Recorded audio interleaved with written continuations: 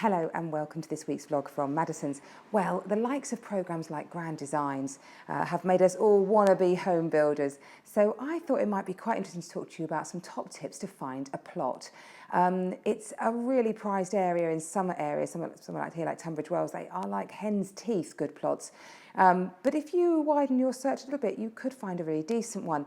So the first tip actually is widen your search, but then narrow your search. So know where you actually want to be. If you really get to know the area that you are interested in, you'll be able to have a better chance of finding a plot. If your search is too wide, you simply won't have that on the ground knowledge. Study the likes of Google Maps. Look out for those large gardens, disused sites. Go for a drive around your area of choice. Get to really know it. Look at disused area. Did you know the council have a right to bring back into use any buildings that they own which have fallen into disrepair? So always approach your local council and find out if there are any sites on their own sort of checklist of which they would be longing to dispose of if they had the opportunity.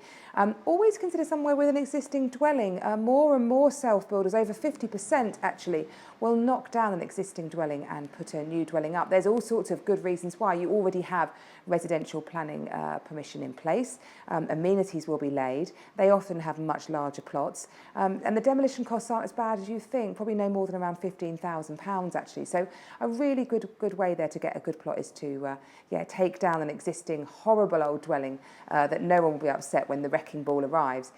Drop letters, go to the local pub, have a chat, see anybody who knows of an interesting plot that's for sale.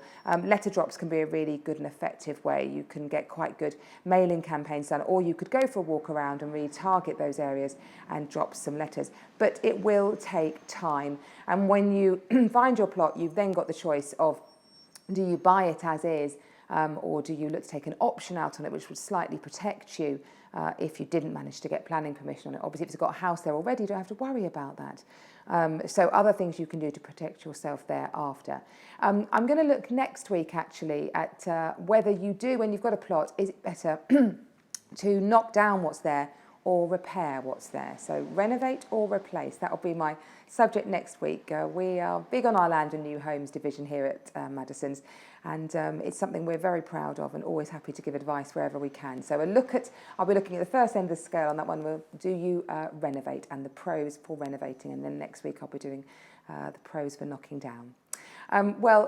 Even when if you're buying a normal house, it's still a fraught old process, isn't it? Did you know, new stats out, a third of all deals will collapse before exchange from offer. The biggest reason at the moment is the buyer or seller changing their mind. Absolutely heartbreaking for everyone concerned. So that's a really disappointing result.